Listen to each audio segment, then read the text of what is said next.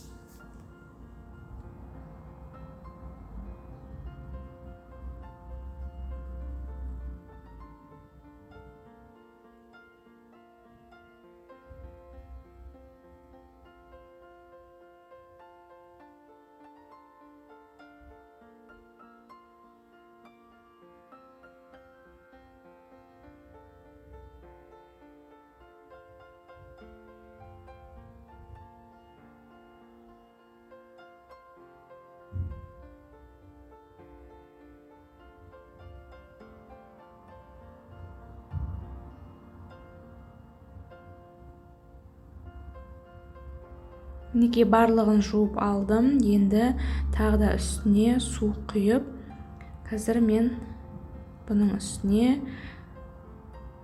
лимонный кислота қосып жуатын боламын. Лимонный кислотаны мен килограммда алып қояды екенмін. Сондықтан осылай салып 20 минутқа мен қойып қоямын. Мінекей, араластырып 20 минутқа қойып қойсаңыздар, осылай иісті алады.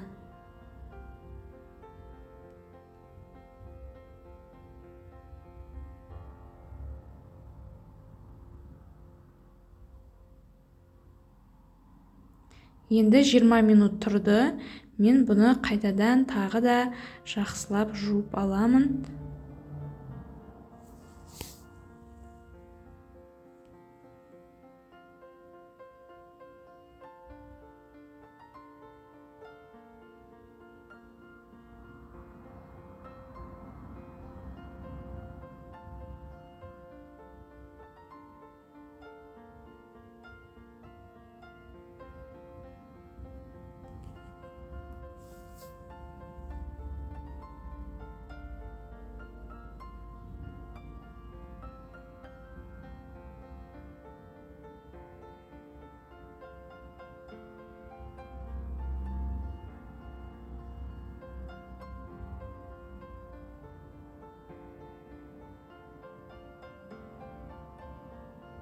Мінекей, осылай иісін кетіріп, жақсылап тап-таза қылып жуып алдым. Енді бұл қарындармен мен рулет және де етке қорықпай, ет асқанда қорықпай қоссаңыздар болады. Ешқандай да иісі шықпайды. Сондықтан барлық нәрсеге қолдана беруге болады осыдан кейін. Мінекей, өздеріңіз көріп тұрғандай тап-таза болып шықты және де иісі мүлдем қалмады. Сіздер де осылай лимонный кислотамен жуып көріңіздер. Иісін тез алады.